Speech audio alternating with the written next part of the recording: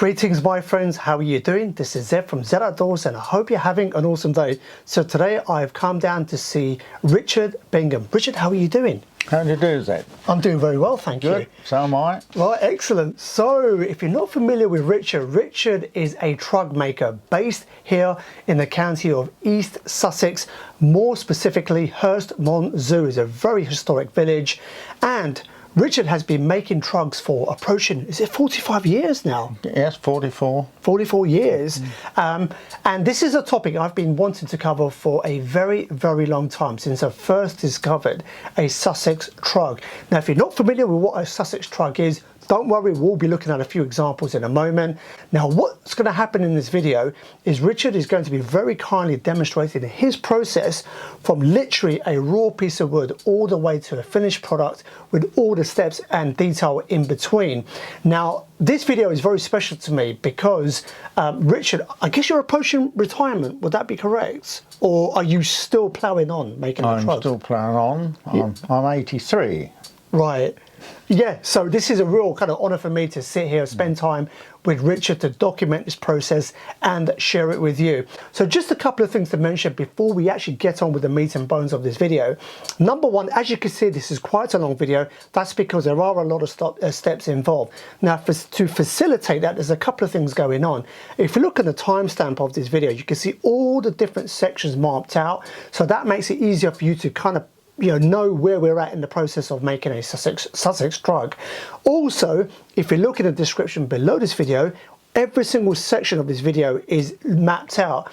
On the left hand side of that, what you will see is all the timestamps. Now, YouTube has a very cool feature. If you click on that, the video will jump straight to that section. So as you move forward and refer back to this video, you can jump straight to a particular section that you want to watch. Now, what we're going to do first, we're actually going to look at some examples of some trugs, as well as talk about Richard's background, and then we're going to get on with the entirety of this video. So Richard, with your kind permission, shall we begin? We can, yes. Excellent. Why not? Excellent stuff. So I look forward to it. So guys, I hope you enjoy the rest of this video where Richard Bingham is going to be showing his process on how to make a Sussex trug.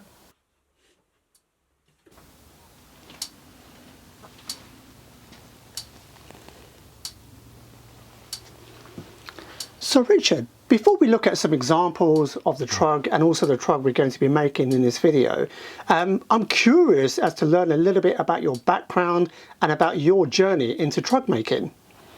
Well, many years ago now, I was a farmer with spare time, strange enough, arable mainly, and that left a few weeks of the year or in total.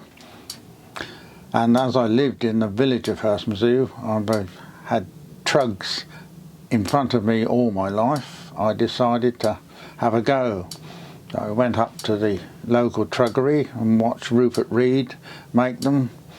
Came home, got a horse for myself, and in the garden started making a few trugs, which I have got some of the originals, but they were pretty grotty ones compared with today's models, but that's a learning process. It's very slow, and on your own it's even slower if you're on your own.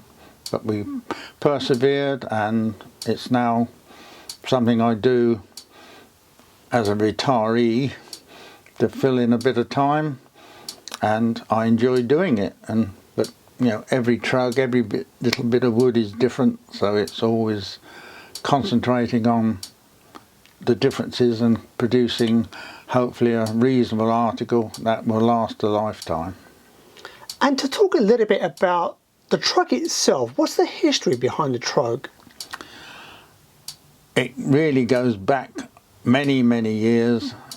The recorded history roughly starts with Thomas Smith in the 1830s, 40s.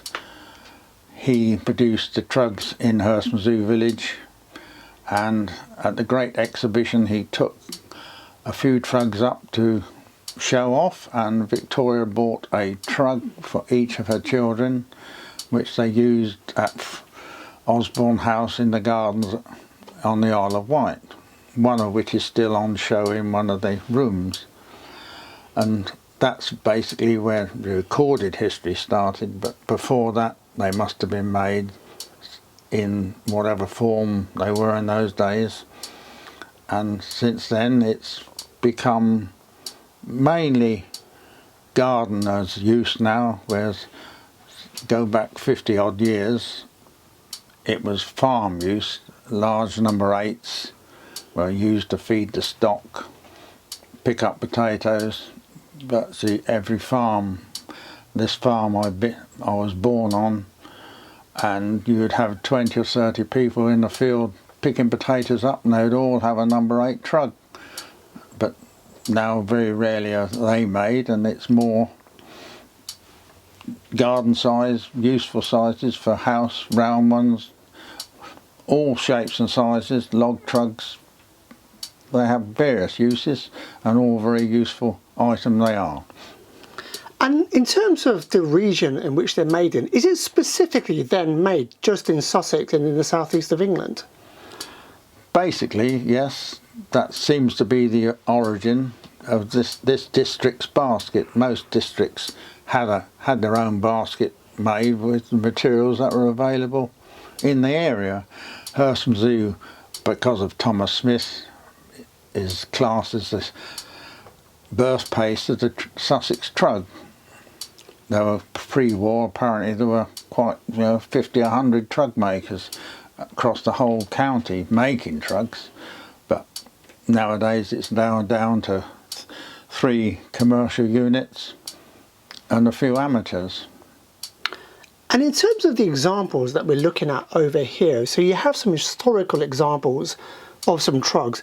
Where would you like to begin in terms of kind of talking through? Well, the oldest one, which luckily we found in a sale, has got a stamp on it to the Queen, which was Victoria, and it's got a beautifully carved needlework on the handle, and the handle folds down. So this is an example of their work, fine work in that area, but mainly it would have been farm trugs they were building.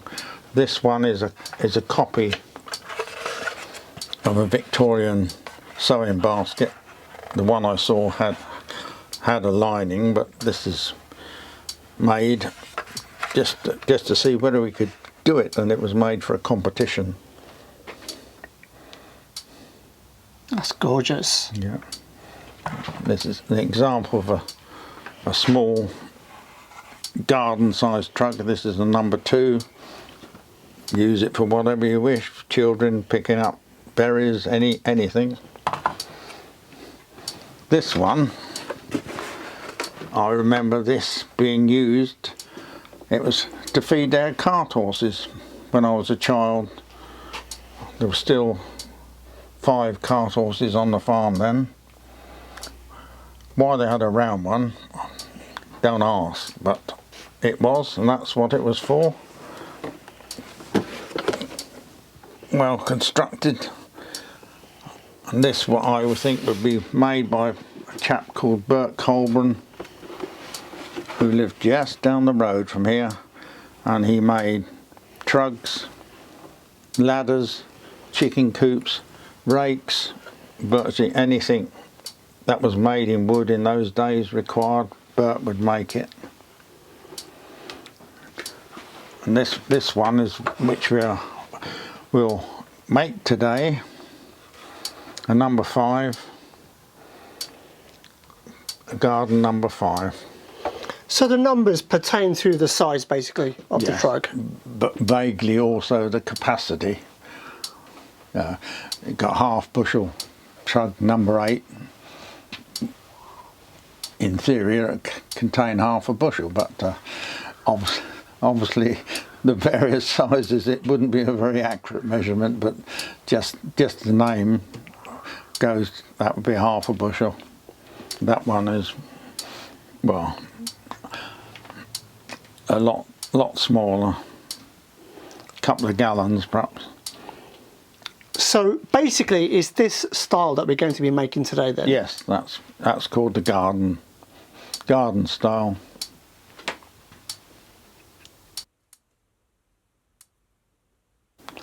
So Richard, we're going to begin the process. Where would you like to begin? Well, rims and handles is the first part of making the trug. That's made of sweet chestnut. It can be ash, but today it's mainly sweet chestnut. This is usually coppiced in the winter and comes in January, February, and then I split it down. There's a piece I can demonstrate cleaving. This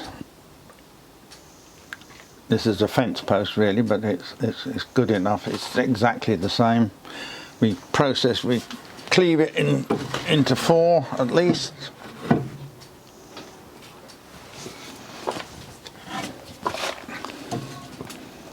So you're using a throw to use throw, yeah.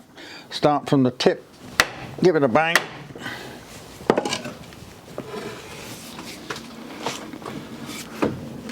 So if people are unfamiliar with a cleaving brake, does that kind of help you regulate where it cleaves? Yes, you can control by looking pressure up and down.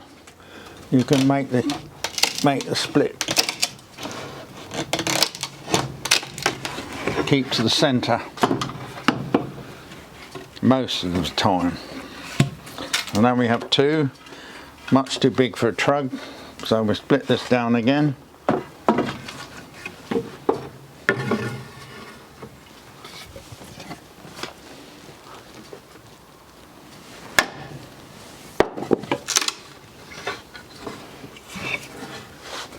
It's running off, so I've got to control that.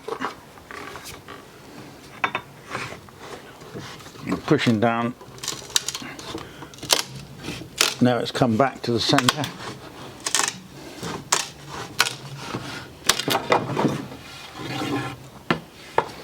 We have 2 bits.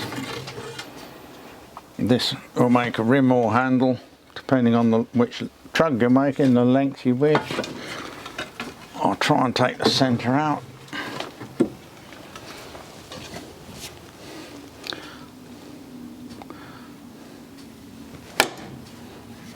That's not going to work. Yeah. Failed on that. Normally we'd use a bandsaw for that part. Oh, no worries. Yeah. But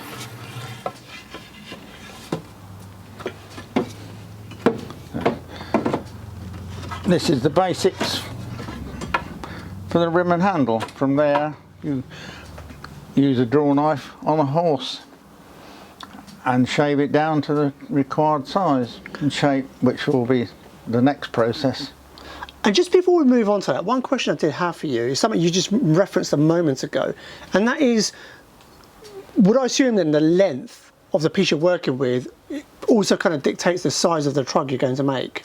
Yes, that's correct. As you can see, there's various lengths of wood available ready for trug making.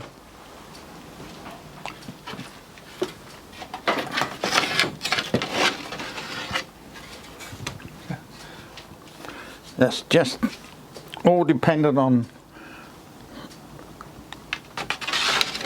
the woodcutter, the coppice man. The chestnut we use for the trugs that's on the bottom, first cut from the coppice up to the first set of knots, and that length varies, so we get variable lengths, which allows us to choose what size trug we're going to make from which, etc, etc, even down to short lengths for small trugs. All you sort out as you go through the process.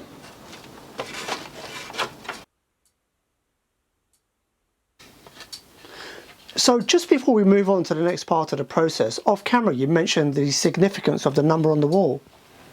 Yes, that's my entry number at RAF Horton, RAF Apprentice, 1955 to 1958, 81st entry. So that's you serving in the Royal Air Force? Yes, I did 9 years. Saw the world. Spent eight months in the Maldives Islands. paid to go there rather than having to pay, as they do nowadays. And this is the apprentice wheel. The apprentice scheme started in 1922, and last year we had our 100th anniversary, and about 500 or 600 attended RF Horton for the reunion, and we had the RF Falcons dropped in on the parade ground, and we had the Lancaster fly over 3 times. Oh wow. All put on by the Air Force for us. Incredible. So now with the next part of the process, yes, what are you going to be doing, Richard? We make a rim, 2-part rim, this one, and 1-part handle. Handles are always 1 part. And this is all done on a shave horse, This yeah? is all done on a shaving horse with a draw knife. Simple process. Open bladed knife. You'll notice that the handles of this knife are bent down approximately 30 degrees. That allows us, when we just actually put it on the horse, the blade is flat. We don't have to twist our hands to make it flat. It comes flat, which is very beneficial. And then we just slide it along, take the process, shape the outside first.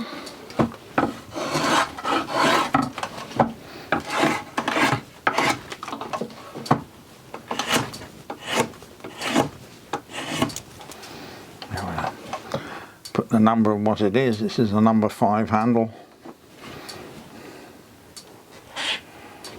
Now I'm going to have to take these off because I can't see them now.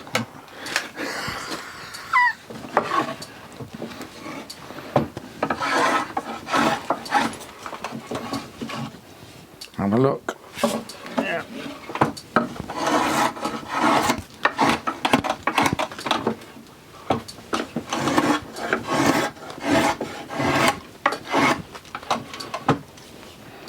Trim the end, make it neat. Bit fat there, so take a bit off.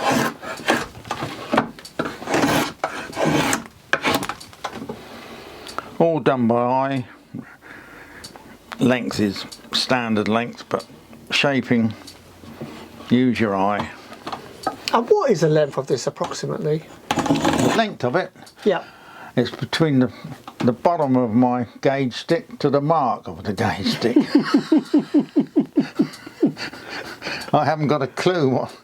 There's no measurement. It's just off a stick with marks on. Right. Which is come down the process that is the right mark to fit the trugs.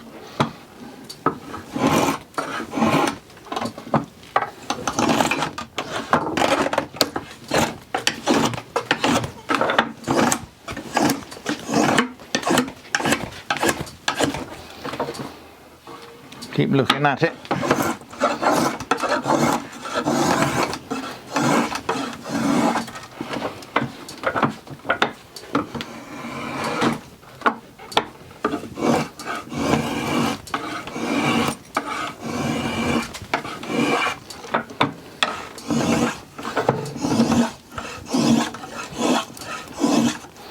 Can gauge roughly the thickness by the growth rings that appear. So the end part you're flattening down, tapers. Yes. Bit fatter in the middle, where your hand holds it.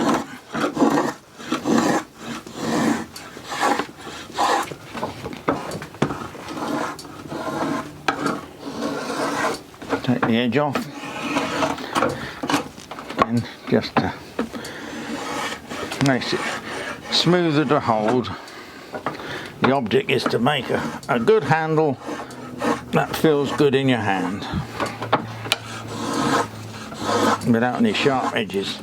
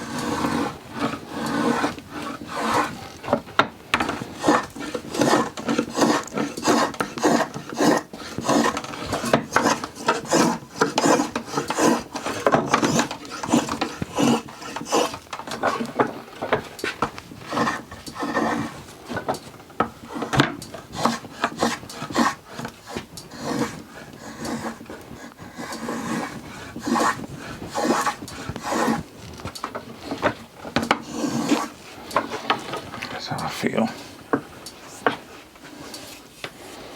Bit fatter in the middle, thinning down to each end. Doesn't look too bad.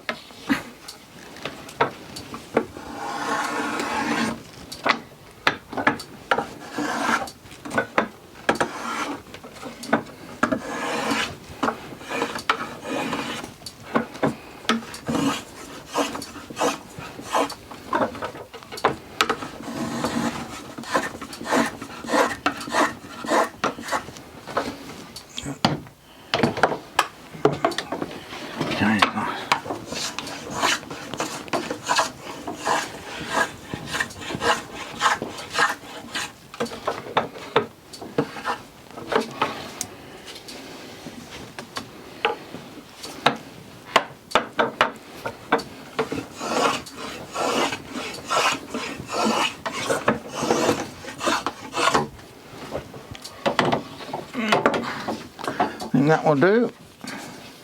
So that's the handle done. That's the handle. Now it's 2 half rims to do now, which are slightly different shape.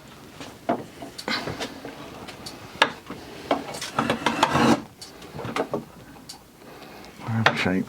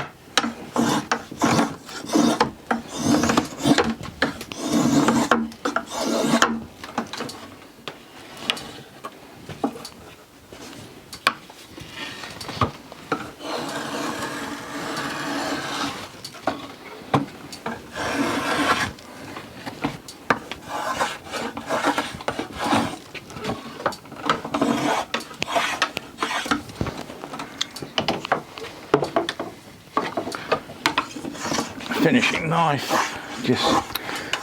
So with that being a finishing knife, what is it? Is it just sharper or? No, it just seems to be able to take a little shaving off without any effort.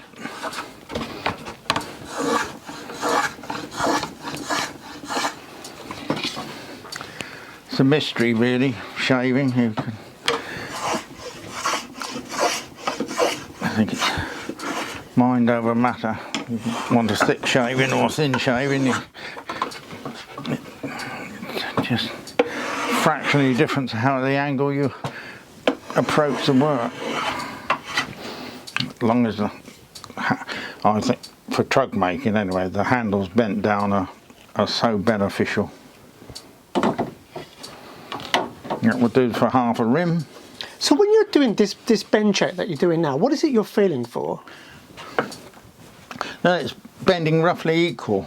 Sometimes you get a knot there and that big resistance, and you'll shave a little bit more off there. So it roughly is, hopefully that will go round nicely. But that depends on many factors. And now you're just going to repeat it for the next one. The next one, yep.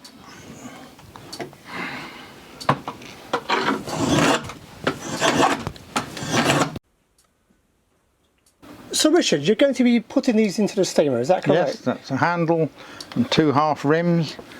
And with the steamer itself, how have you built your steamer? What's kind of... It's an aluminium square with insulation round it. Right. And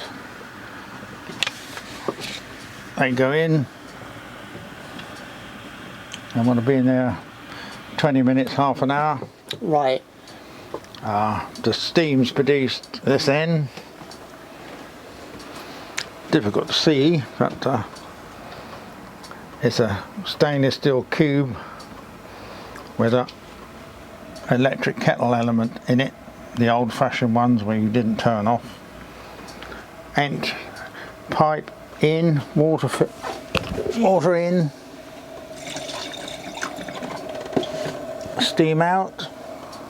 The water pipe goes down to just below the element, and then it will make a bubbling sound when it needs some more water. So it's rather disadvantageous to the element if you let it boil dry. You need a new one. And just so you can clarify for me and the viewers, I've seen people use the wallpaper remover. Yes, so that produces steam. Yeah. Whether you could fix it to a tube on there, no doubt. This is what I've had used now for 40 odd years, and that's what we do here. But whatever method of steam, if you can get it in a box around the pieces, it will work. If you use a plastic tube, which we did once, the steam, it just deforms itself and flops. No good at all. So you need a metal box, I A metal box is much better. You can get away with plastic, support it, etc, etc, but that's what we use. And so now you're going to simply leave this in there for about 20-30 minutes? Yeah, and then they should work perfectly. So are these now ready to take out? Yes, they should work perfectly. He says, hopefully. I need some gloves on, otherwise, yeah, it's 100 degrees C in there, and it's a bit hot for old hands. So we'll do the handle first. This is the former for the handle. Put it in there, fold it round, nail it up.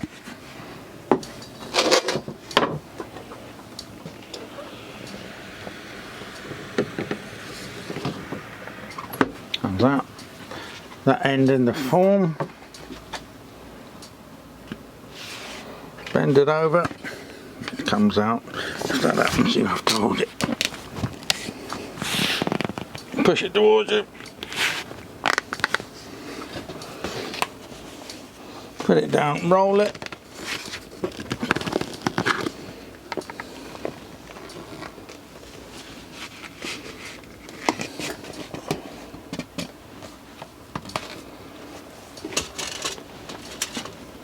It's fighting you, it wants to spring apart.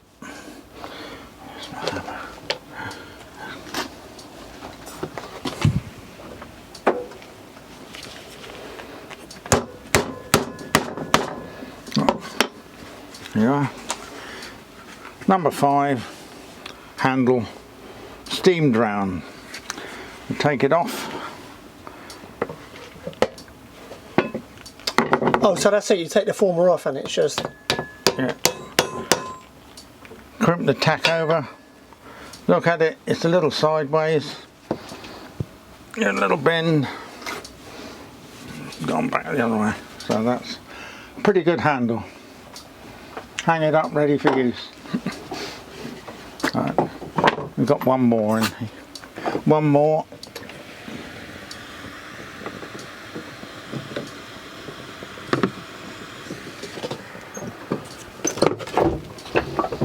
I will try to do at least 2 because you cannot avoid failures.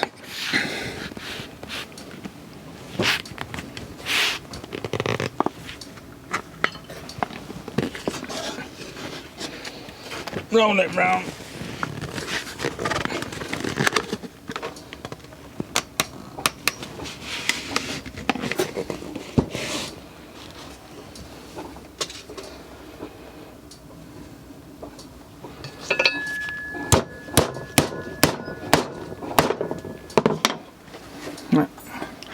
Reasonable fit.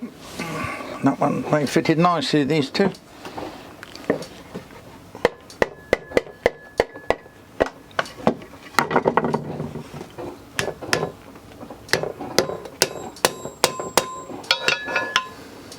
Again, they always come out a little sideways. Perfect, perfect. Steamer needs some more water, can hear it bubbling.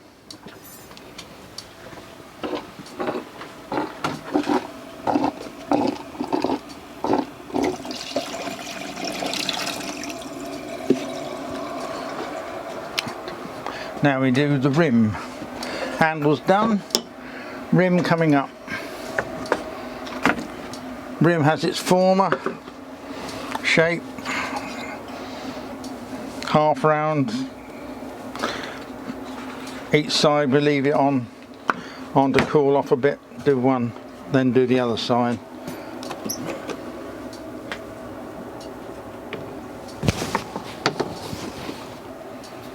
Half rim coming out. Start, look at it thereabouts and pull it round, pop it down, turn it round, push it in, put it in. Right. We're halfway there.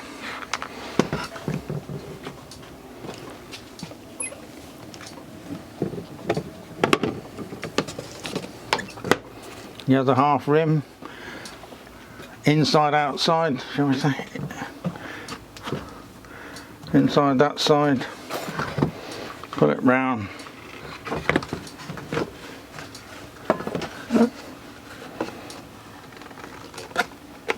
And then that one goes outside. So one end inside, the other Well, outside? it's because of that, where you've marked it and trimmed off the bark where it folds against each other. Got lines there, so we need to mark where the handle fits. Leave a little mark and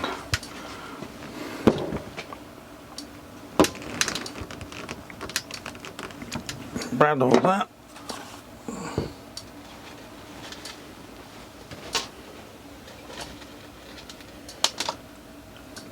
And what type of nails are these? These are just stainless galvanized steel nut tacks for this.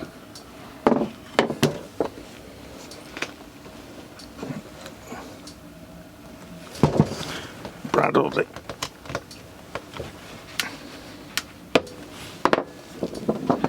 Do both sides at once. Okay, that's ready. Just put it on the anvil and then crimp it over. It's come through. That needs crimping over. Now that's crimped over into the bark. That's safe to, won't get on anybody's hands. Same as that one. Now that's just crimped over into the, can't feel it. Do the other side. Line it up. Brandle the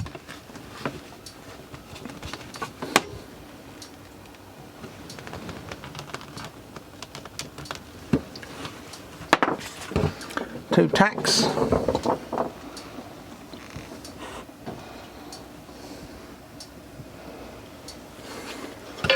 Tap them in.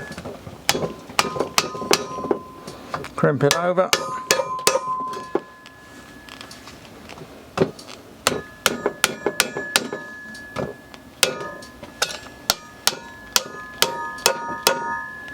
And 1 rim done.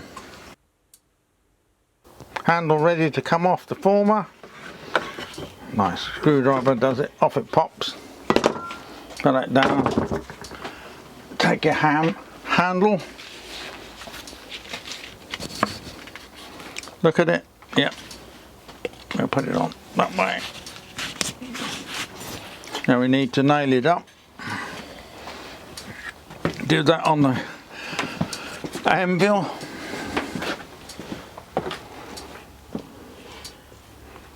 First nail in, tap through till it hits the anvil. See the tone changes.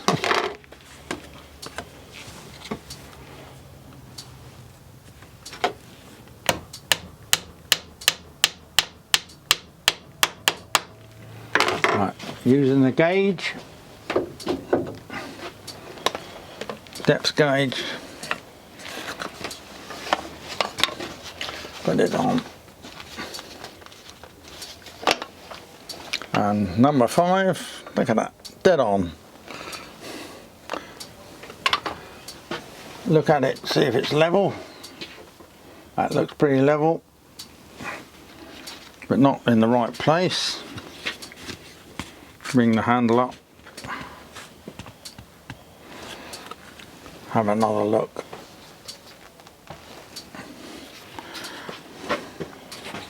Nail it up.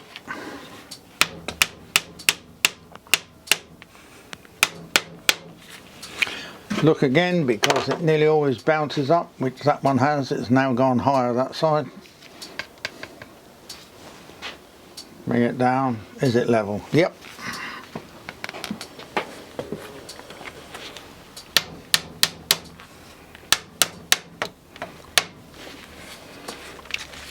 Nails come through, crimp it over, disappears in the bark. The other side, just crimped over, disappeared in the bark. So you can rub your finger up it and it won't hurt. That's it, nailed up, ready. Put the boards in, which we do next. So a couple of things with this, Richard. You showed me a little technique off camera where you polish the heads of the nails. Yes. The ones that show. Can you please show that on camera, please? I can. It's only using rusty nails. I thought it was a really, really cool technique. Yes, there it is. Possibly most people wouldn't fiddle, but... So this is the part that's going to show. So by giving it a bit of a scrape, you bring it to a nice polish. Yes. Basically. So it now looks presentable. And another thing, we actually spoke briefly on camera. I think it's important to document on camera is, how you source the nails. You said you get them from America. Is that correct? The tacks. The tacks, sorry. There is a company called Shaw's in England. They're 3/4 tacks. Are virtually identical to the ones produced in America, but they're 5/8 tacks.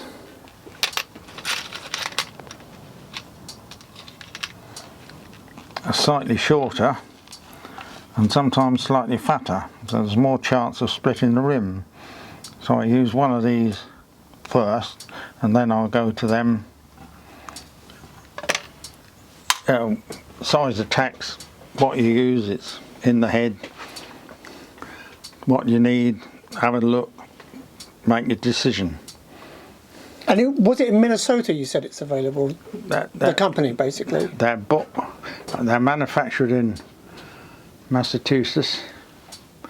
They sent, the firm I buy them from is R.E. Leahy in San Francisco, and they just mail them over.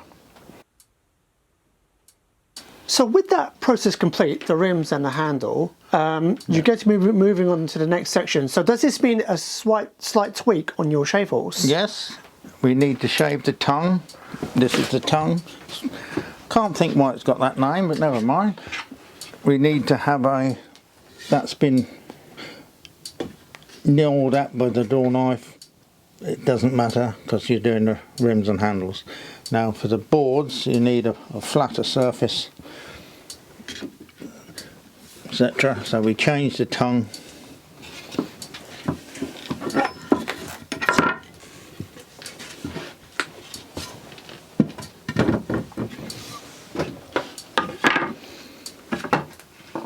Bolt it on. Homemade wing nut. Oh wow.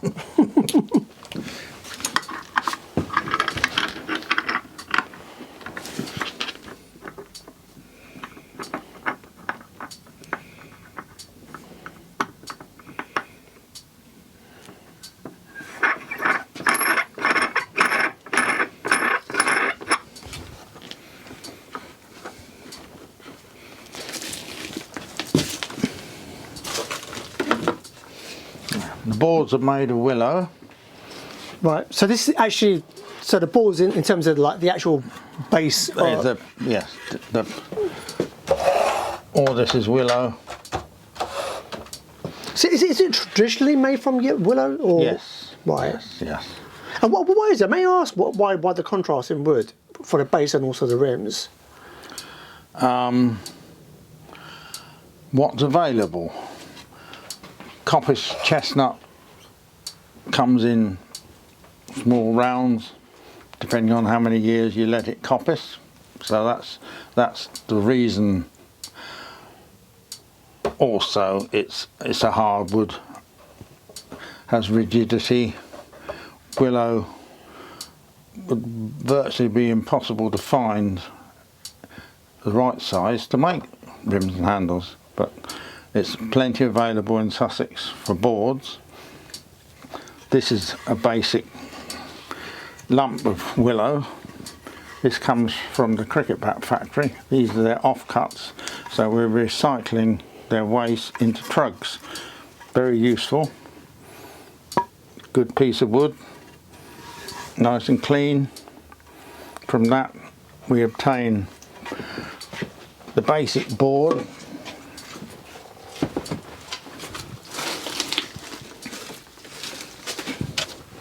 That's been through a saw and a planer, roughly thickness. Now we use a Drawknife to shape it and remove any rough bits that are on the process.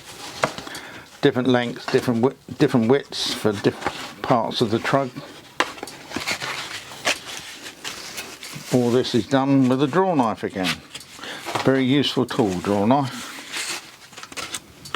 How many pieces do you need to form the basket? 7. 7. Normal on from a number 4 up. Below that it's 5. It does depend. Traditionally it's whatever fits. Some trugs you find, old trugs, they've got a board that can be 4 or 5 inches thick on the outside. It's not set in concrete, shall we say, what you do. It's what fits, how it does, etc. As long as the end product is a trug that is useful and practical, that's the object.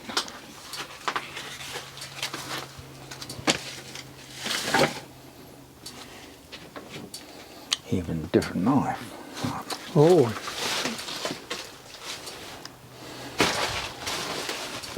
So why is this particular Drawknife useful for this part of the process? Because the bark you can blunt, is a rougher cut. So we keep the board knife nice and sharp, just use it on boards and then you leave the edge as it should be. Then you start off looking at it and just drawing a knife along the bottom to see how it how it runs. This bit's nice. No sudden grain movements, which we might find.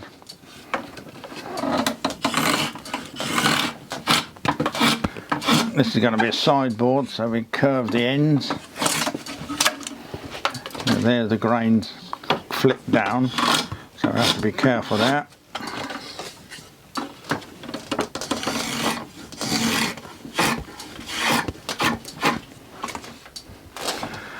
Look at it, see if you can decide which way it's going.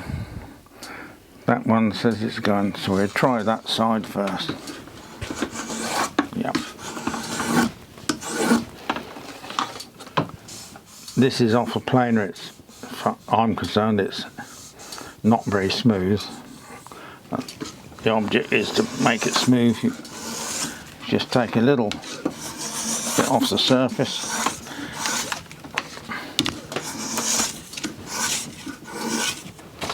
And is it a similar process where you're leaving a little bit of meat in the middle and you're tapering the ends? Yep, the ends will be tapered. Now the grain has changed, so we'll have to turn it round, come back this way on this end.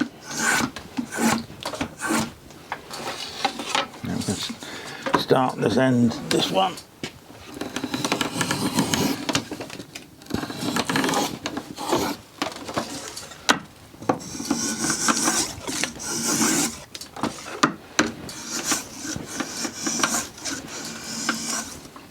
See, it's roughing up, so the grain reversing.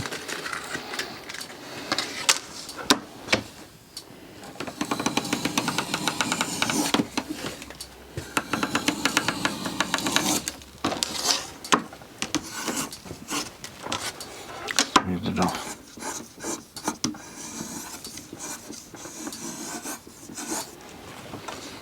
Look at it. Make that a bit thinner.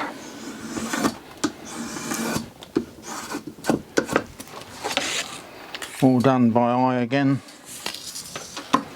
Little bump there.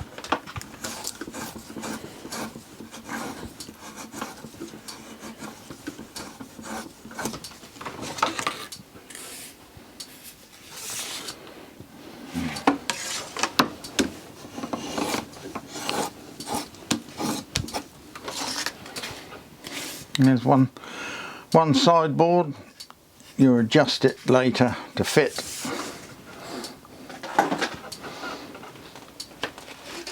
Fine.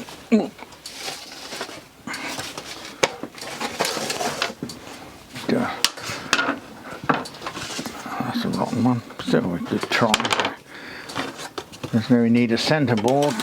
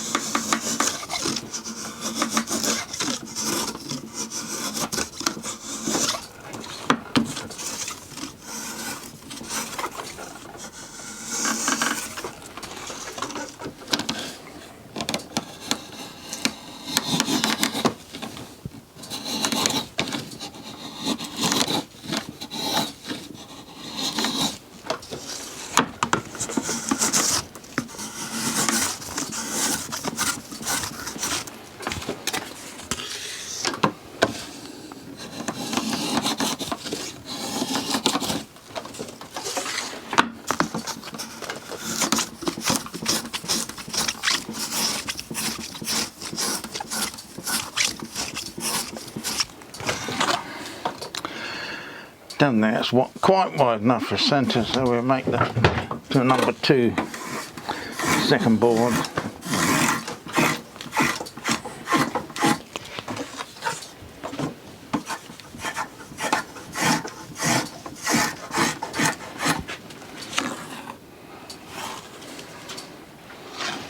Mop it off a bit.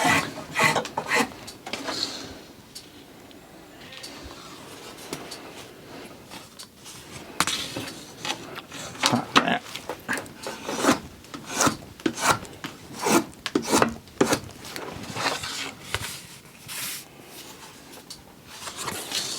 So depending where they're going in the basket, you shape them accordingly? Yes, yeah.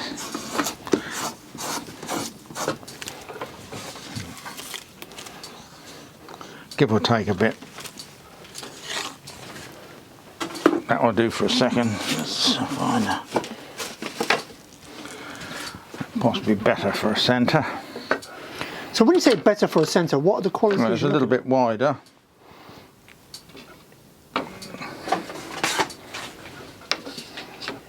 Just a fraction wider, which you need. And hopefully that will produce a good centre.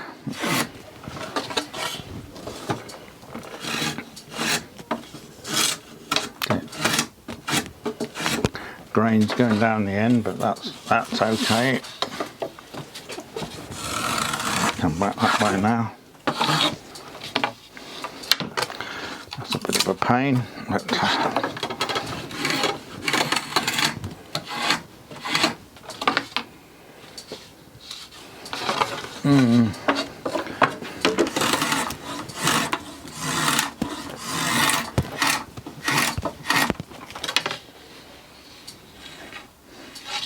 it will do. It's not the best of ones.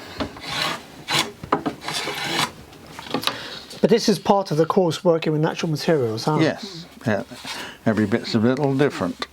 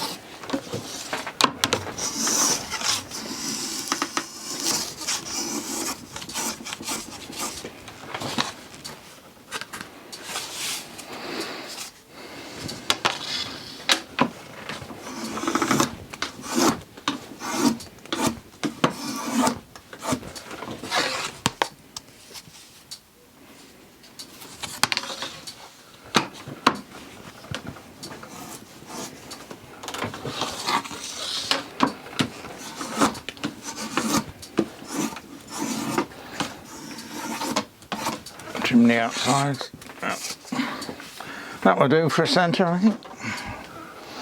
We need another side board.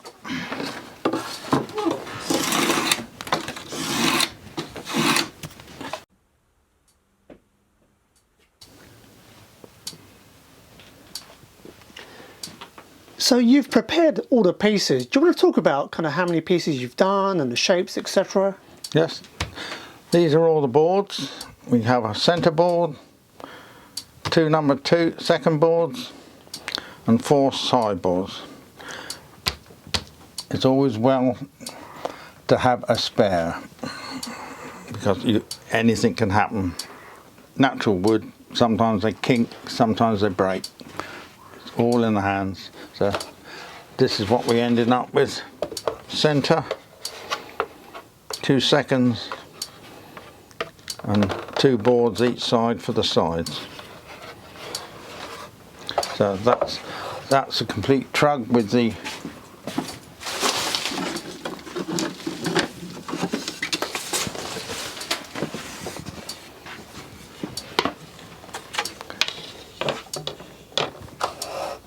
handle and the 2 rim pieces. This one is all the way around, which is useful, but either 2 or 1 piece. 2 pieces for today. Perfect. And just for the purposes of video, people watching, just some kind of basic measurements, if that's possible. Yes. This is a number 5, and you start with the boards there. 57 centimeters or 22 inches. Ends up with a trug. This is outside measurements. 18 inches or 46 centimeters long, and 9.5 or 24 centimeters wide. Each trug, they increase, decrease visually. It's all from the past measurements, really. Have some rims and handles here. That one's gone a while. So we'll superimpose over that. That's the number 6. Right, so that's slightly bigger. Slightly bigger, and that's the number 7, which is bigger again of the 6. Right, okay. And consequently down this side it goes 4, 3, 2, 1, 0.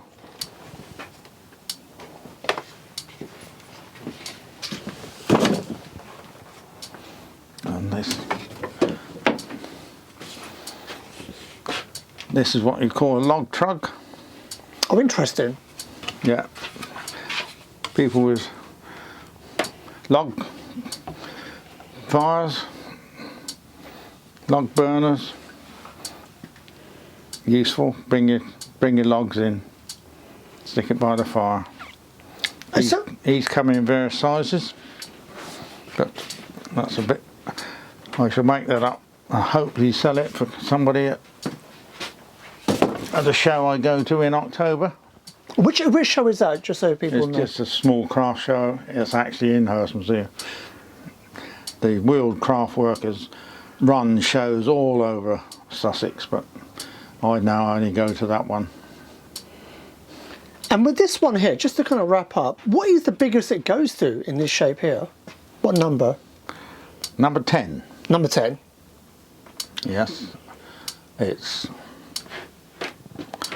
about that size. Oh God, so it's a big one. Yeah, but again, used on the farms. Many years ago we grew cabbages and cauliflowers for the market, and a farm sale we bought 2 number 10s. We took it in the field, we filled it up with cauliflowers, and we couldn't pick them off the ground, so they were a bit useless as far as that was concerned. But for light feed for the cattle or horses, that's what they use. So Richard, you're showing me a much smaller version of the Trug, and you were saying your son made this. My son made this size. I made this one. But we had a competition from there. We went down a bit.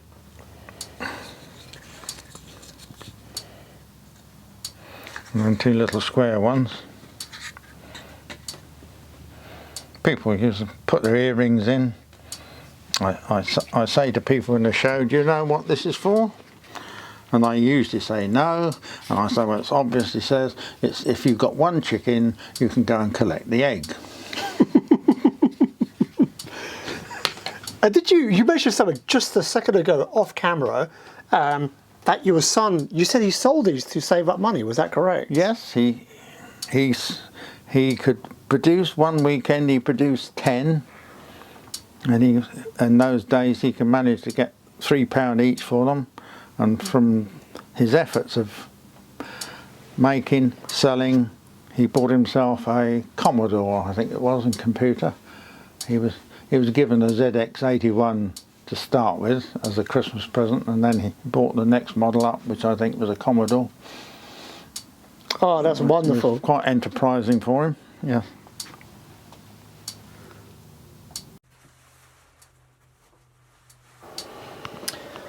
So Richard, what's next in the process with these pieces? Next stage is to put them in water, dip them in water, put them in a plastic bag, and then let them absorb the water so they become flexible. At the moment they're just rigid. You wouldn't be able to put them in that trug. So it's quite a simple process.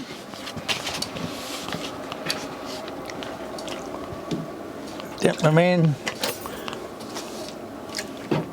And this is just plain water, yeah? That's just plain water. I put them in a plastic bag,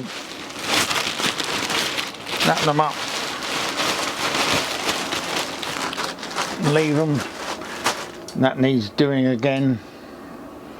It needs dipping twice at least to get enough moisture into the wood. So, for example, now you've dipped it in, you've wrapped it in a bag. How long would you leave this before dipping again? About a couple of hours. If again, perhaps it's even better, I think, if you can leave it overnight and it really absorbed and is really flexible by then, because you're using your thumbs a lot, and the more flexible it is, the easier it is to put in the trug. So you would do this a couple of times and ideally leave it overnight? Yes, that's my opinion. Other people, I think, just leave it floating in the water. But, right. that's what I prefer to do. That's developed over the years. Excellent. So we're going to come back later on and then obviously use the pieces that have been left to absorb the moisture. Yeah.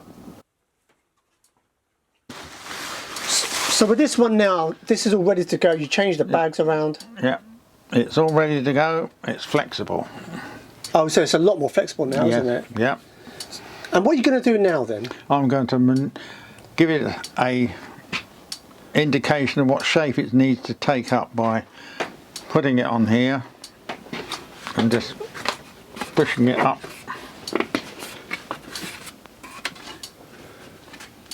both ends.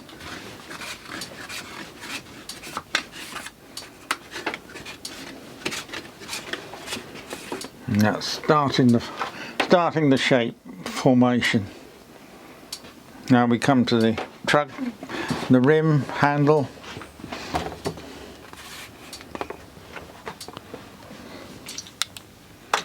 Let's get ready. Get the nail tins open. Right. So are these kind of very specific nails then that you're going to be using? Yes, they're copper tacks. Use copper tacks from this size down. Right, that's roughly the shape we're going to achieve. Keep your thumb on it. Put this end in first. Take a bradawl. Cut through the fibres.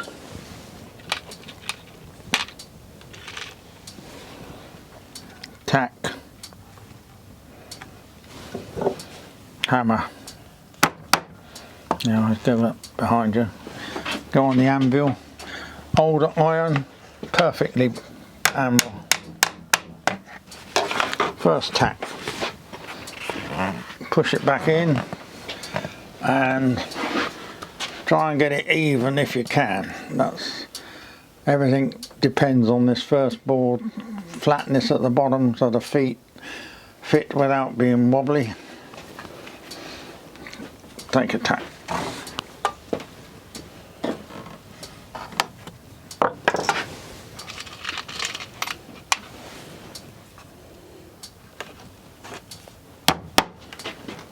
Yeah, go to the anvil.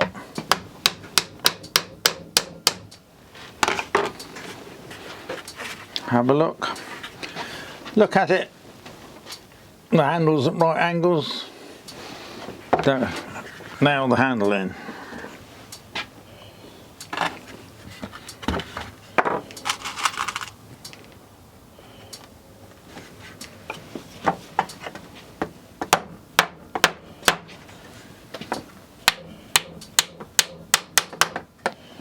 So, first board in, Trug now on its way. Next we need 2 second boards.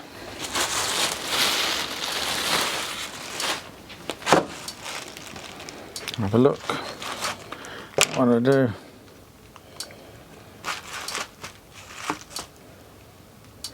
No, it's big. Have that one, that one.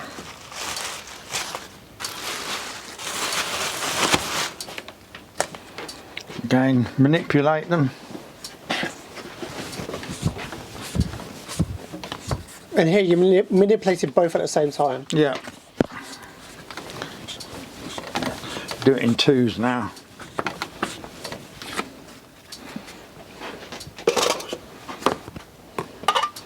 Take a knife, look at it, decide which one you're going to put in where. Trim it up a bit. A bit of a curve on it.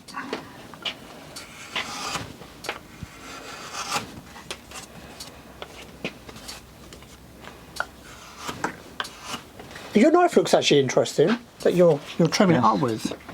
Yeah, I made that at night school. 1982. Gosh. Push it in, have a look, see what it looks like. Come down a bit. Doesn't look, looks reasonably straight.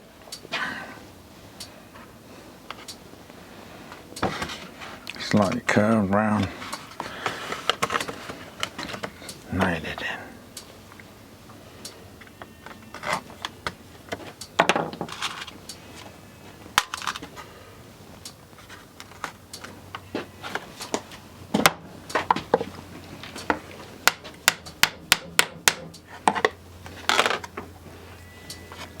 If you can get the tack to just come through and hold over, then it holds itself in. Push it down, have a look.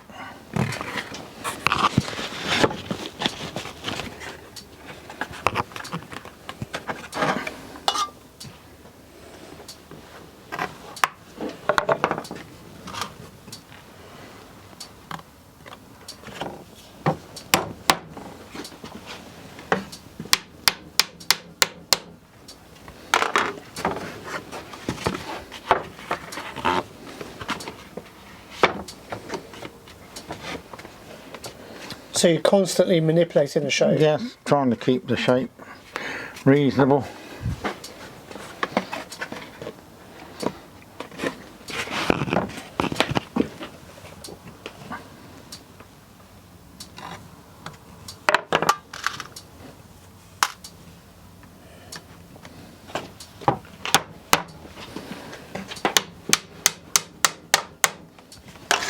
Run then. Take the next.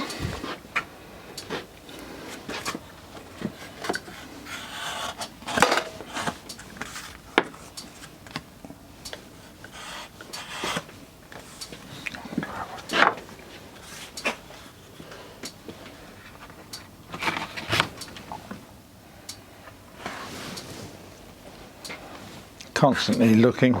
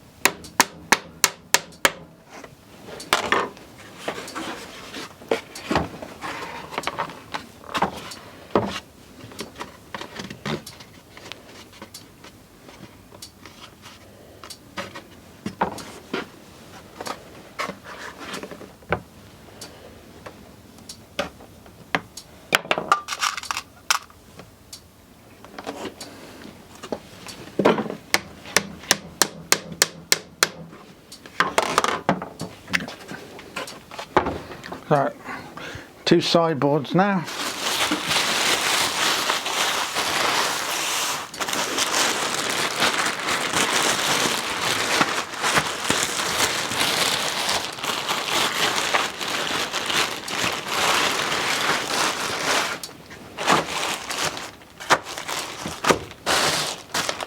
Sift through them, make them.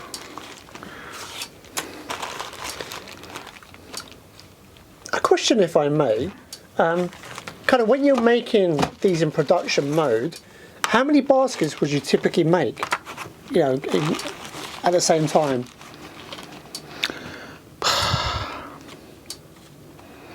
When I get an order of, sometimes I have to get an order of 30. I would then basically draw the half of them I would aim for, rims and handles first, and then slowly work through the putting the boards in. A slow process, no rush for me, because I'm at an age where I don't have to rush.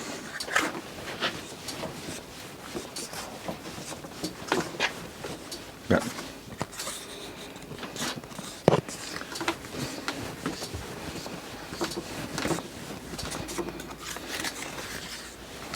I can usually put around 4 together in the morning, possibly then lunch, nap, possibly not do any more that day. I'm at that age where I'm starting to take my naps as well. So. Yes, we need a nap. Sideboard, have a look, that's popping out there a bit. I think that's too long. I'll take a bit of length off.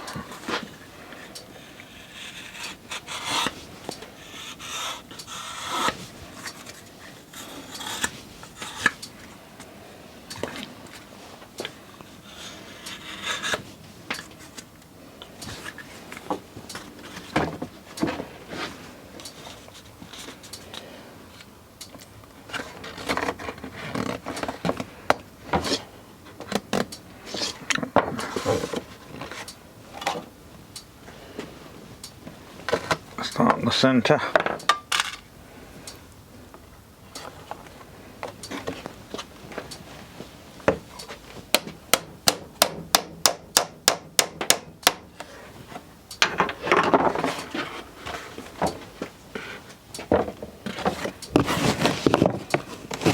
Very good.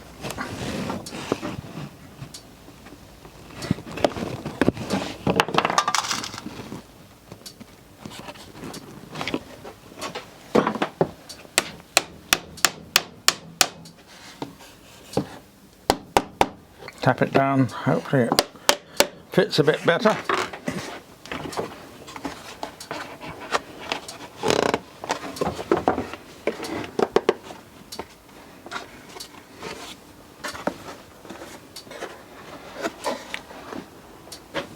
A lot of thumb work using your thumbs.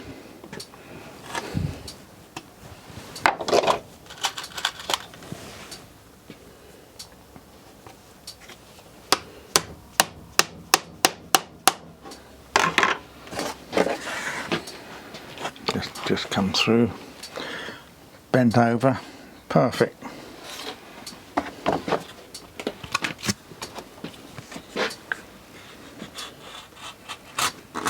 Cut that edge.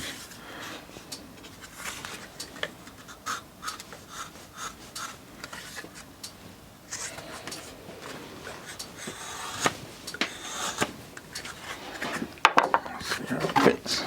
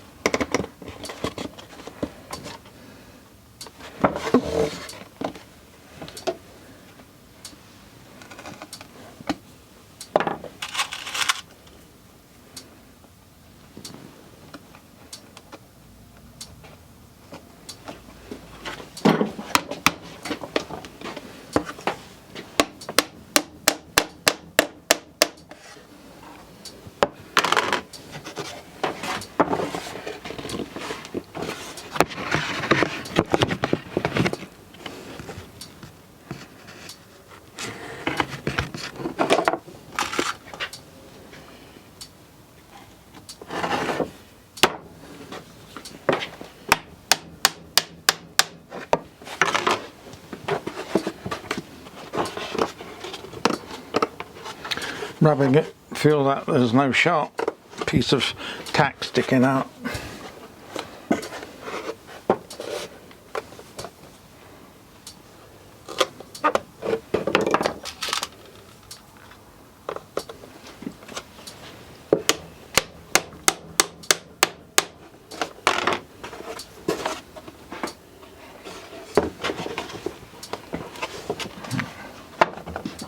Coming along. 2 more sideboards. Are these the final 2 pieces, or? Final 2 bits. For the boards, we still have to make some feet.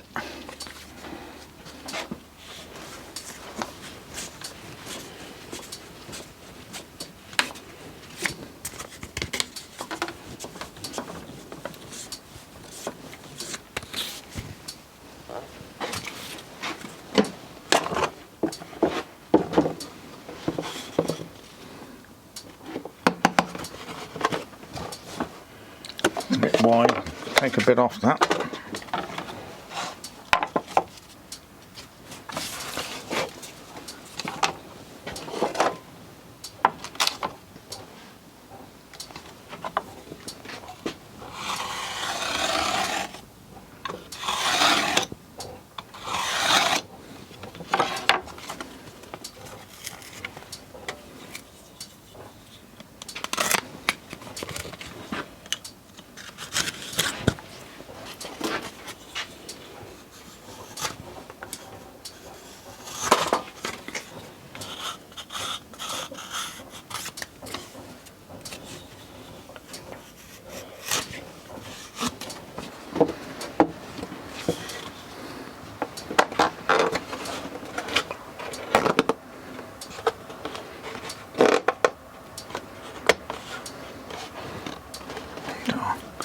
I'll mark where the centre is. This is how I do it. It's taken off there. It's taken off there.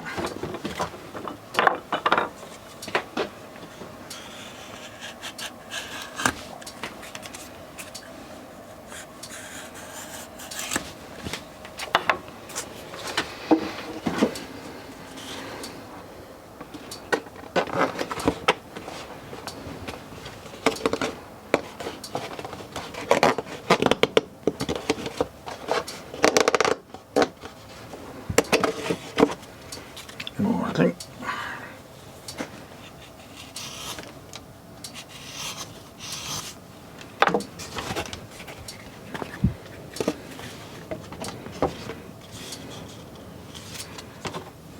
A bit fluffy.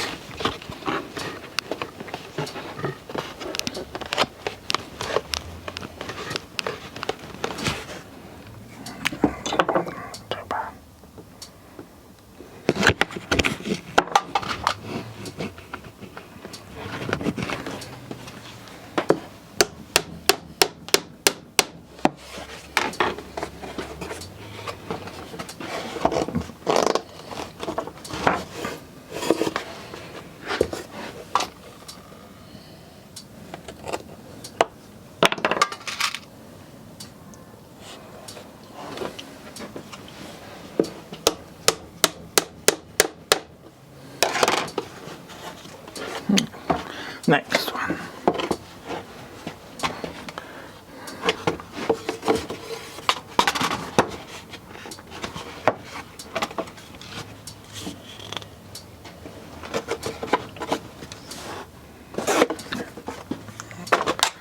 Make that narrower.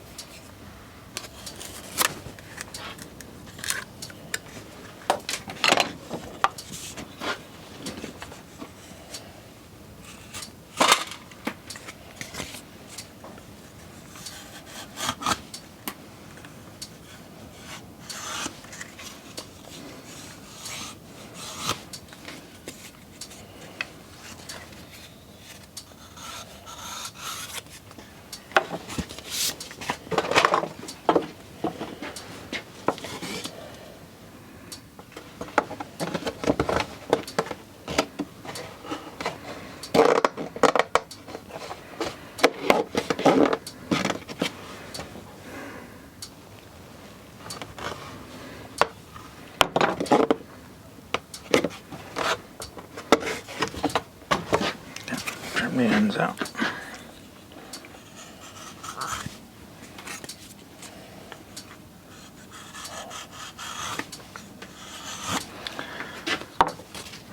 The last board's always the most difficult.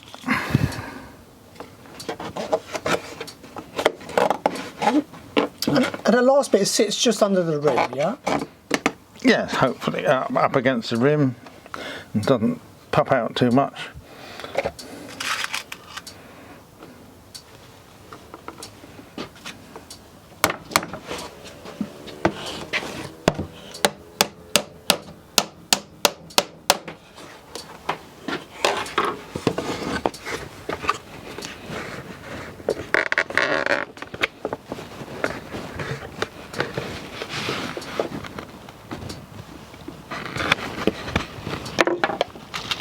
I've always made my trugs standing up because I haven't got much room in here.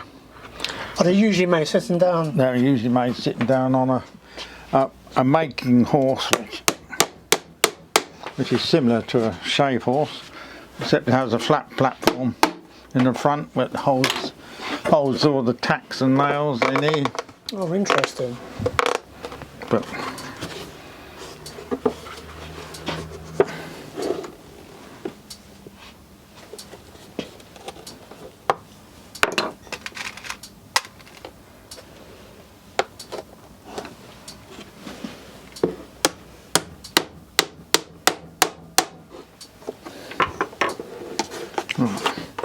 now we need to trim off each end and make it look a bit decent. And how would you do that? You just using a knife? Just a knife. I run it along.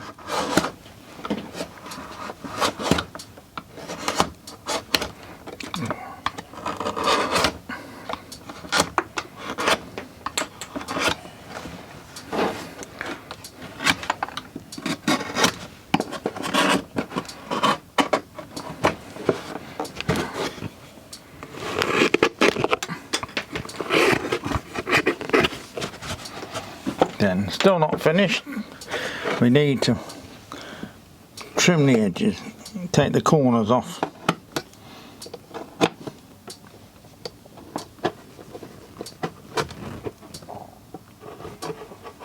Otherwise it's quite sharp with a finger, but with the edge taken off it's not.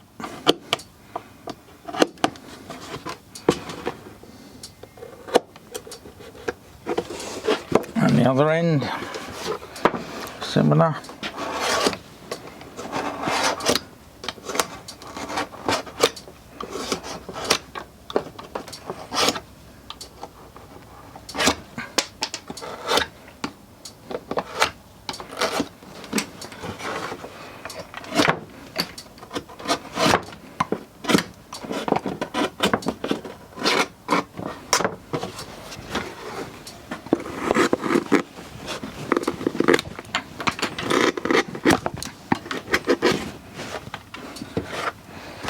Trim it up.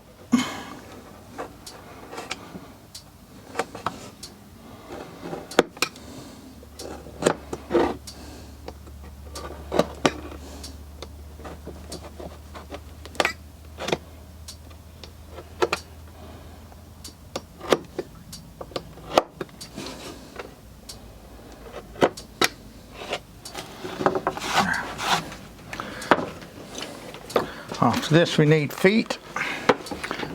Position of feet, we have a little gauge with all the numbers of the trugs on it. Just simply put the 5, this is a number 5, put the 5 on the tack and make a hole, one there, one there, same with the other side.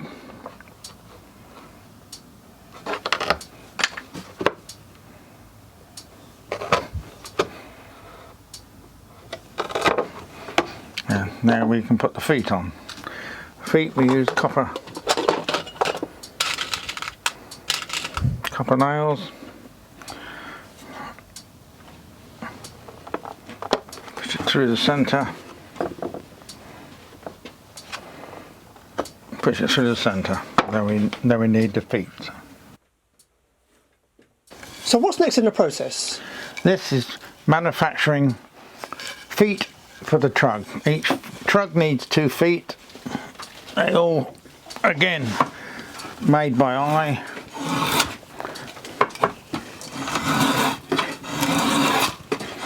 Using bits of wood which have come off the end of the block which you've got your boards from. Too small for boards, big enough for feet. So this is willow, yeah? Yeah, willow again.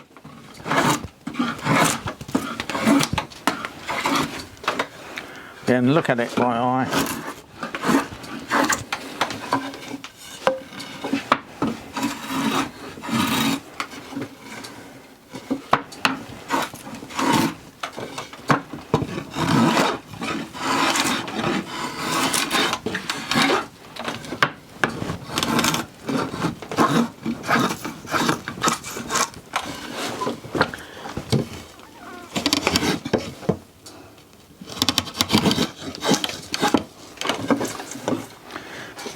Fattener then, trim a bit more off.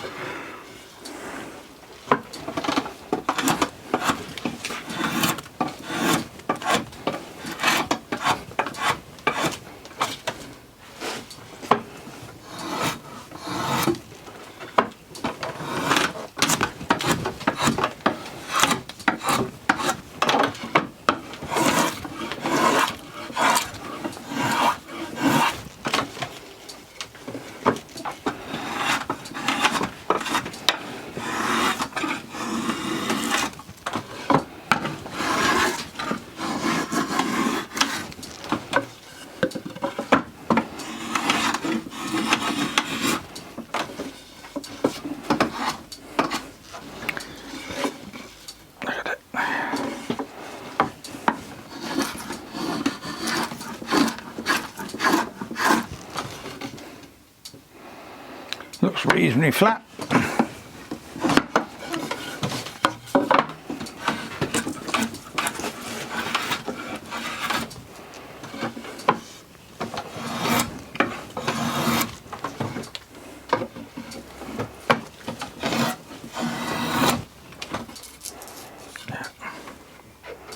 Right, that's the first stage. Look at that, there's a split there. So we'll mark that off and start till you got past there. You don't want that in the foot. Again, you've got a mark stick, which is up here somewhere.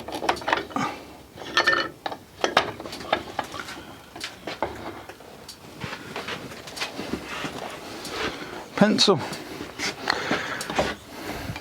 numbers of feet, 7, 6, 5, 4, 2, 3. Okay, we want number 5. You can start there, put it on there, mark it off. Getting a bit thin. That's rubbish. So you cut as many as you can from one piece? Yeah, usually you can get two sets out of one piece. Try and keep them together so they give it a little nick now. I can use a bandsaw for this.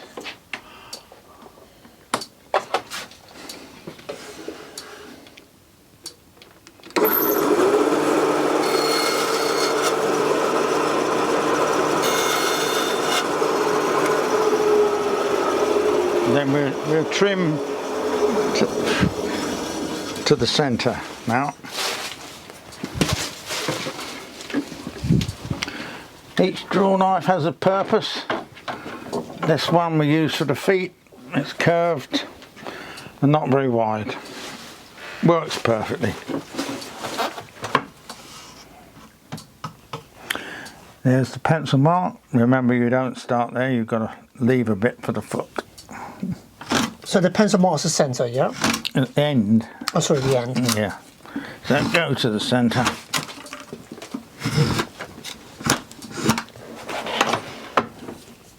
This one go to the centre.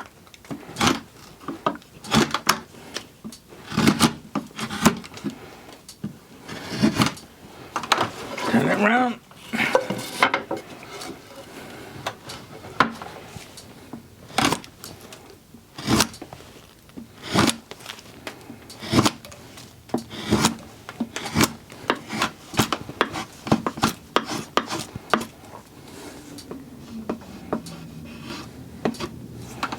Scooping motion.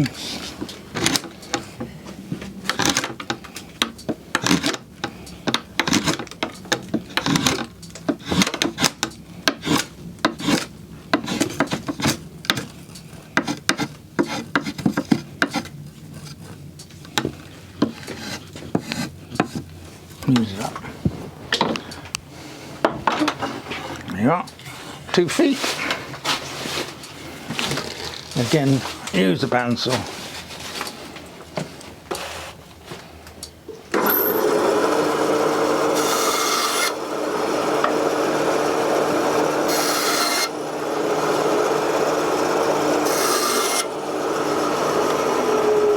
Bit of forward. Right, those ends need trimming now. We can't leave it like that.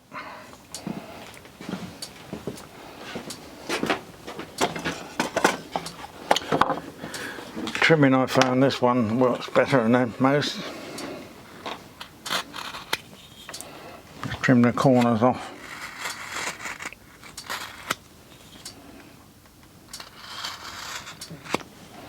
And I leave that bit rough. Why do I do that? Because in the past I think the only differentiation of who made them was the shape of their feet. So that's what I do. So is that the feet of the person or the basket? That's the person there. Rupert Reed had a shape. There was a firm called Rich's in East Hoathly.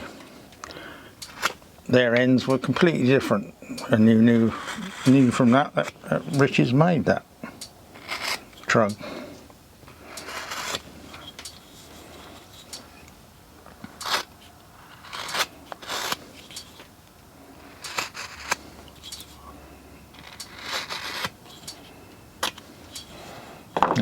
That will fit, hopefully. Just for devilment, I do this sometimes.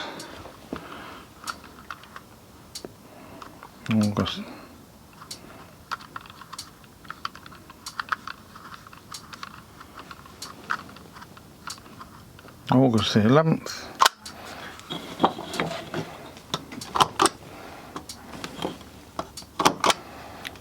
Now, in 50 years' time, if anybody takes it off, there's a good chance that that date will still be there. Incredible. So if we watch Antiques Roadshow, yes, in 50 years. 50 feet time, yeah. Now, where did we get that from? Or what was it? Bit of dirt. Quite dirty. Never mind. Right. Fit the feet. First nail's through. It's not in the centre, but that doesn't matter. It's in the centre where you're looking at it. Work which way, which round, that way goes best. Put it equally off each side. Just rub it, and you've got a mark. Braddle it.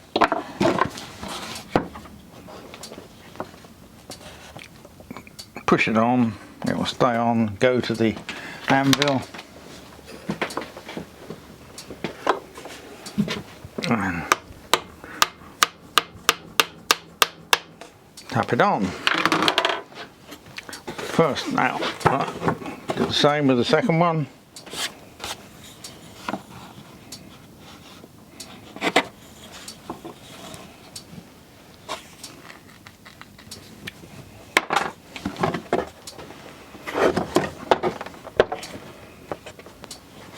Put it on, anvil.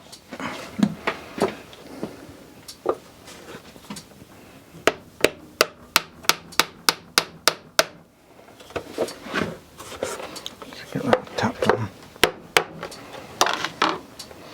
Right, can't do that. Got to straighten them up now.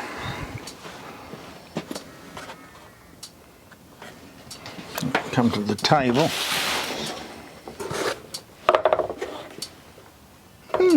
Good. Now, 4 more nails. So this is obviously where you're checking for stability and that is level. Yes, it doesn't always happen. Right.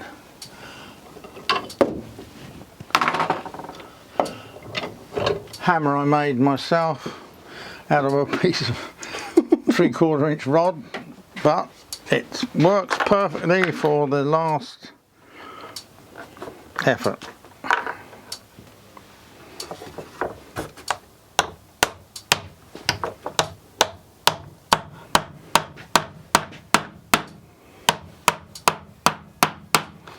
Two more.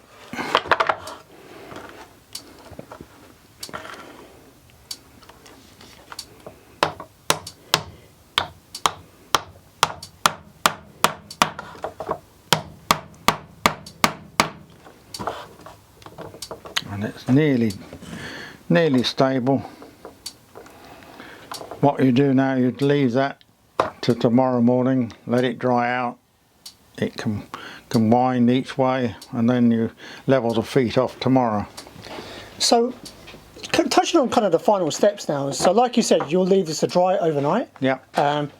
As it kind of dries more and more, then obviously you're checking the stability, is that correct? Yeah, I'll check stability tomorrow and put the stamps on. If you put the stamps on at the moment, the ink bleeds up and down the grain, so they need, the boards need to be dry. And when you say stamp, is Yes. this your maker's mark or? Well, yes, more or less. We got. Let's find a piece of board and we can stamp it.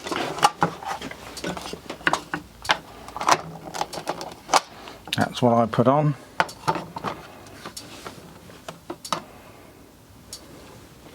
And then we got this one, which Charlie Groves, Truggery and myself use. Fantastic. And so you do that at the bottom once it's all fully dried? Once it's dry tomorrow, yes. Is there any oiling or any other finishing, or is that pretty much it once it's not dried? Not that I do. Anybody. They are woodworms. Love the chestnut. They love the willow. It's soft. It's on the outside. It's sapwood. If you use it, it tends not to get woodworm. If you leave it in the shed, it can, but it's up to the owner to put some wood preservative on it. That's all it needs. Don't leave them out in the garden. Truck makers prefer you to leave them out in the garden because they rot and then you buy another one. But if you look after it, it goes forever. At shows, people come up and say, "What wood is that?" You tell them, and often they come up and say, "I've got my grandma's." So they're long-lived. They're very long-lived items if looked after. Have you ever held 10 trugs in your hand at one go? No, I haven't, no. Oh, there you are. Zed, have a go. There's you are. 10 little trugs. You caught me off guard there. That is amazing. In the past, that's how the trug shops used to send their big trugs away in great big rounds, all tied together, just like that.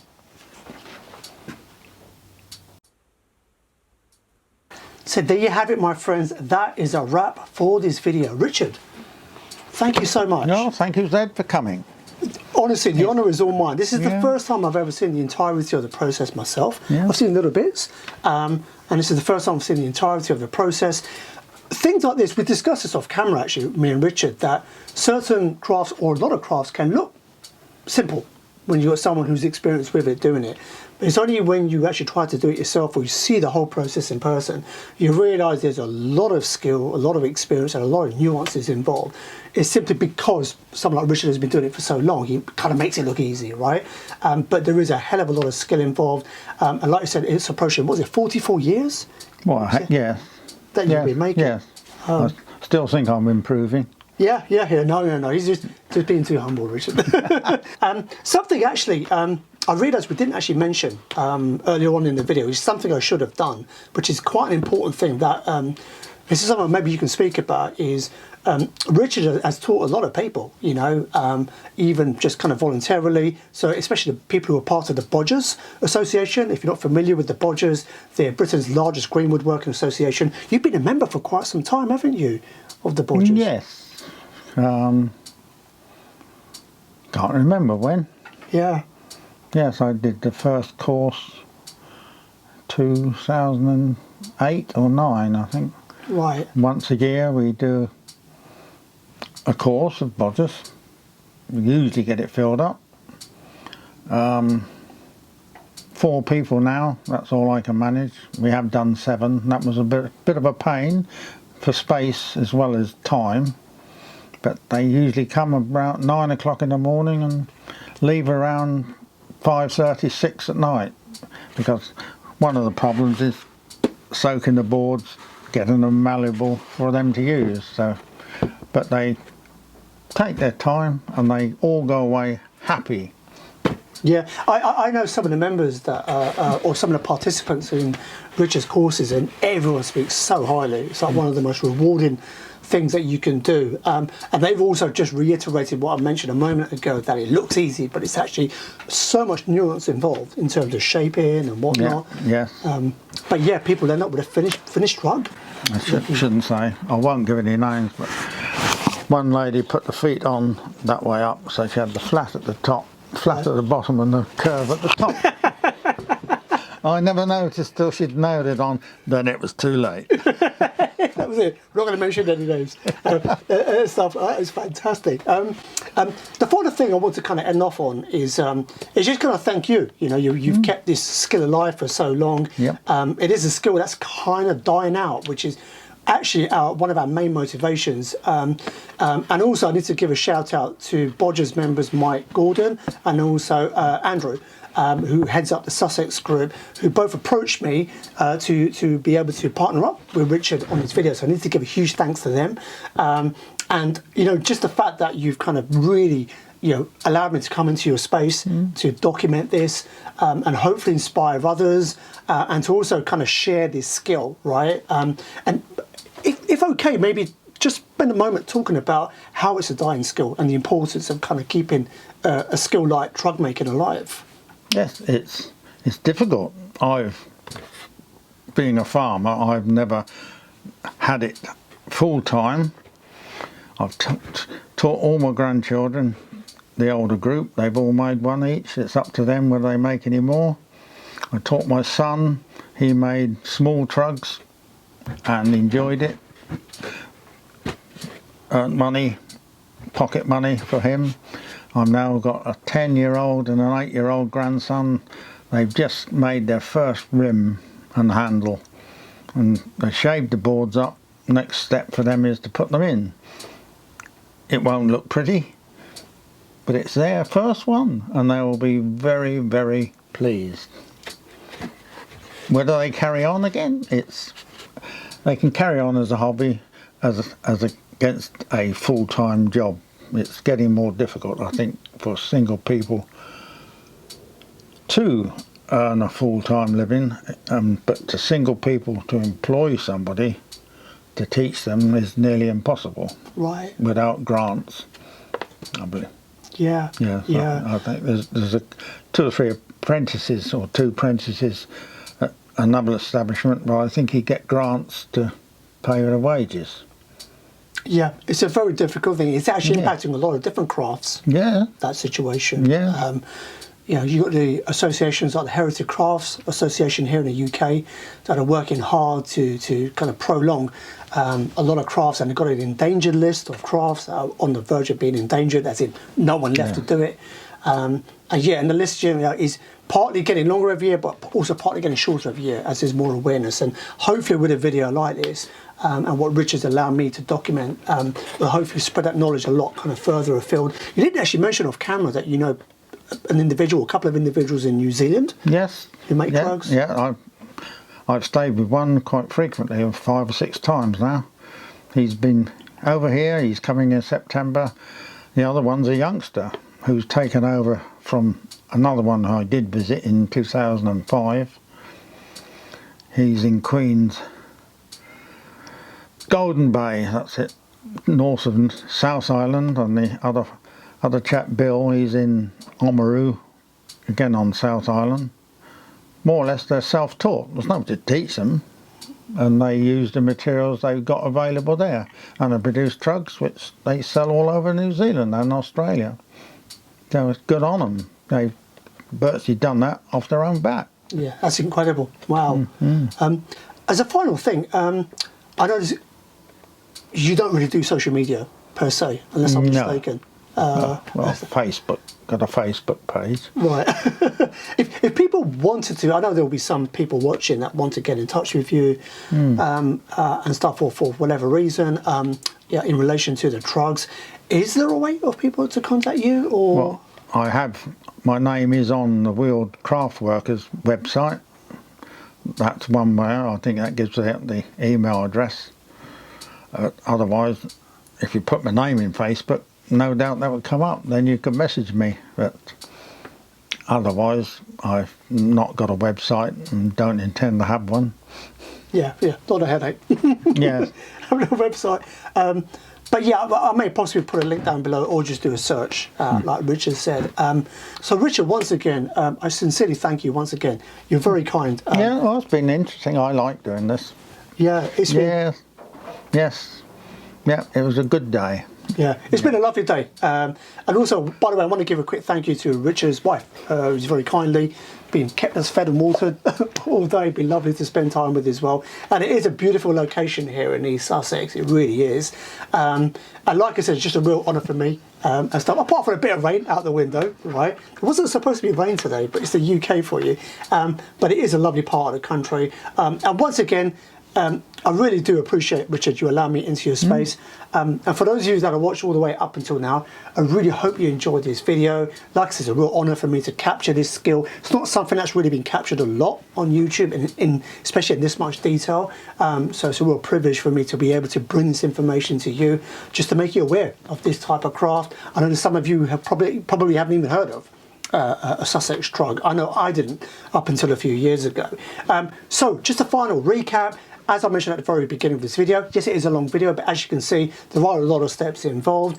And what I've done is, like I said, I've broken it all up into chapters. You can see along the timeline, or alternatively, they are below in the description. And like I said, the times are on the left-hand side, and YouTube has a cool feature. Click on those times, the video will jump straight to that particular section. So there you go, guys. That is a wrap for this video. Really do hope you enjoyed watching this video, as I did filming this and spending my time with Richard here in his beautiful workshop in East Sussex. And I shall see you on the next instalment of a Z Outdoors video. Until then, I hope whatever you're doing, you have a blessed day, a blessed week ahead. From Richard Bingham and myself, Z Outdoors. Peace out. Bye, everybody.